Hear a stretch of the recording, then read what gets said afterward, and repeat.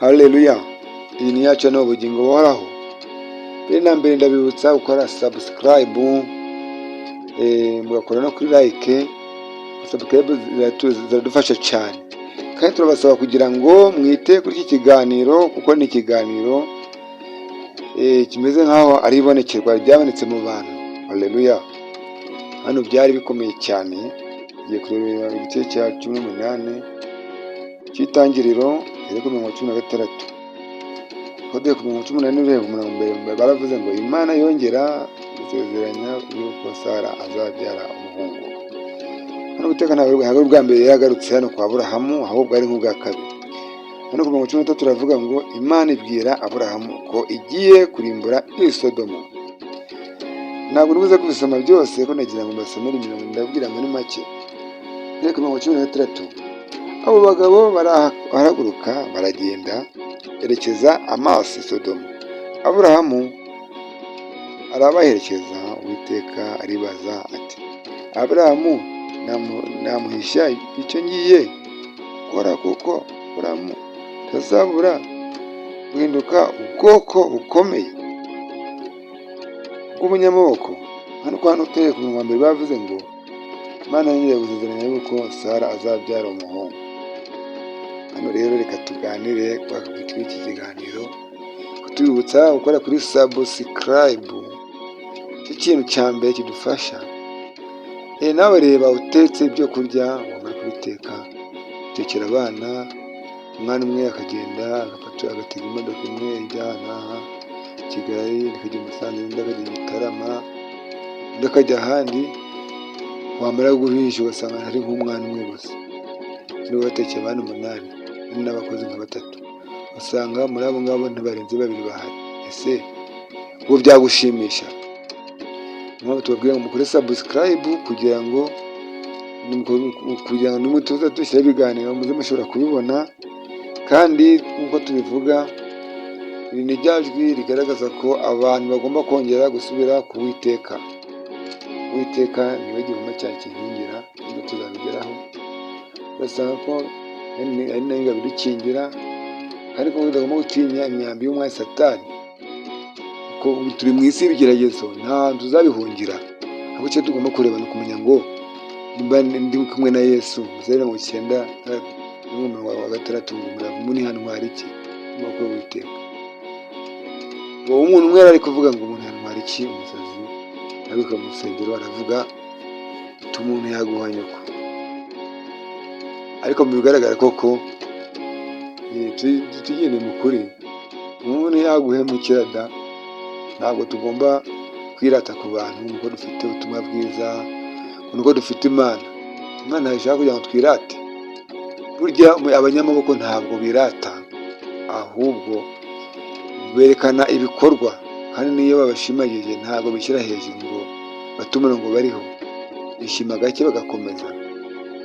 Ntabwo turi babandi bashima ngo mwakoze ibirenze ngo twegata bavuga ngo kwishima ngo reka tuba turekeye aho tumaze twishimira ibi byiza aho tuzakugezaho nyuma. Oya, ahubwo turakomeza. Haleluya!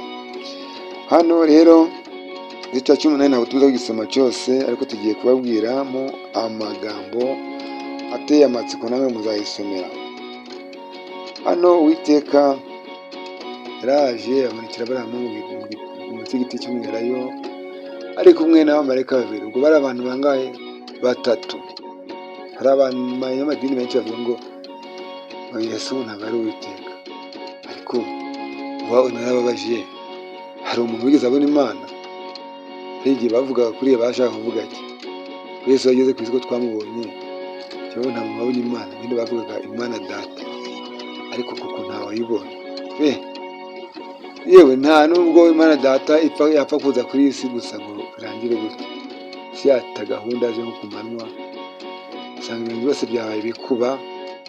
Mwumvishe ibyo guhanuka kw'inyenyeri, mwumvishe ibyo ubwira kabiri Yesu ari ku musaraba. Nuko Data twese yari yegereye isi, agize amatsiko kugira ngo rebe, agize akababyi ka Yesu Kristo, umwami n'umukiza. Mikayeli igihe yaragiye gutanga, ntabwo ari kwihanganira kuguma mu ijuru. Byamusabye kugira ngo nawe aze kuri iyi si, aze kureba neza amenye uko bimeze kuko abyirebe n'amazi aze ayigaragaze kuri iyi si. Hahise abubwira kabiri. Mu by'ukuri tuzi ko Imana ishobora kubonekera abantu mu gihe cy'ijoro. Ni ibintu dusanzwe tuzi neza. Imana ishobora kuza ikatwigaragaza nijoro, ibyo byo turabyemera. Ubwo rero hano Uwiteka yazanye n'abamarayika babiri, nuko Aburahamu kuko yaramenyeye kwakira abashyitsi, rwose abashyitsi turabakiriye, muze rwose ni karibu, tubaze ibirenge, muze tubakire, tubashake ibyo kurya, ibyo kunywa. Nuko Uwiteka aramarayika ati ibyo byose uvuze ubikore nta kibazo. Jyana mu rugo, nuko abwira umusongozi we agenda ashaka ikimasa kimeze neza kibage. Abwira Sara ashake amafu y'imitsima yo gukoramo imitsima, ashake ibyo kurya bya bindi birenze, avuze amavuta, avuga n'amata yambaye ikimasa, ariko ntabwo ikimasa kigira amata mu by'ukuri, ahubwo yavugaga ko amata akomoka muri izo nka n'amavuta baba bakoresha amavuta y'inka mu ikoranabuhanga ryabo, ariko byari ibintu byiza mu by'icyo gihe. Barabitegura, bamaze kubitegura barabizana ngo barye, bazana munsi y'igiti cy'umwelayo, nuko barabifata barabirya. Babiriye bose barasangira, bagafata ku nyama bakayifuvura, bagafata umutsima bagatamira, nimba harimo n'isosi bagakoza bakarya. Ariko abantu benshi ntabwo twakumva neza ko Uwiteka yaje gusangira n'abantu, ntabwo twabyiyumvisha, ariko byarabaye nk'uko tubona mu gice cya 18. Hano ku gatatu bavuze ngo Aburahamu arihuta yinjira mu ihema rye, asanga Sara aramubwira ati tunganya vuba indengo no mu cyagati by'amafu, maze uvugemo imitsima. Hamu arirukanka ajya mu bushyo, azana ikimasa cyoroshye cyiza, agiha umuzunguzi we, arihuta aragiteka, yenda amavuta n'amata n'inyama n'icyo kimasa yatetse, abishyira imbere yabo, abahagarara iruhande munsi ya cya giti bararya.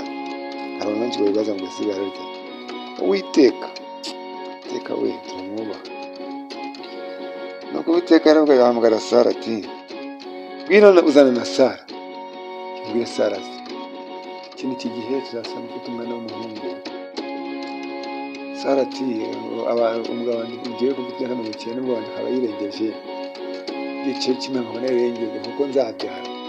Nuko Sara ngo araseka. Uwiteka aramubaza ngo Sara kuki usetse? Sara ngo agira ubwoba n'amasoni, ati ntabwo nsetse.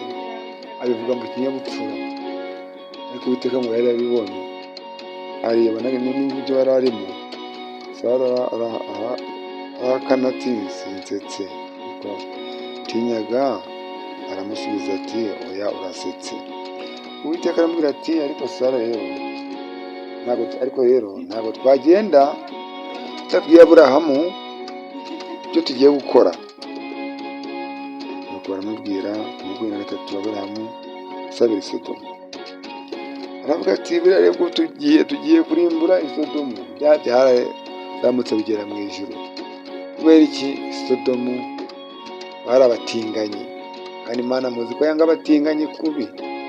Imana yanga icyaha cy'ubutinganyi n'igisa nacyo. Kuri ubu busambanyi Imana nabwo yarabwanze, ariko nk'uko tubizi ntabwo yafashe abantu basambanye ngo barimbe. Yarabahanaga mu rukundo, ikabitirira ko atari byo, kandi ntabwo abantu b'Imana bagomba kwishyira mu busambanyi, turabizi. Ariko noneho ubutinganyi bwo icyitonderwa, kandi ni ibintu Imana itateganyije ku bantu.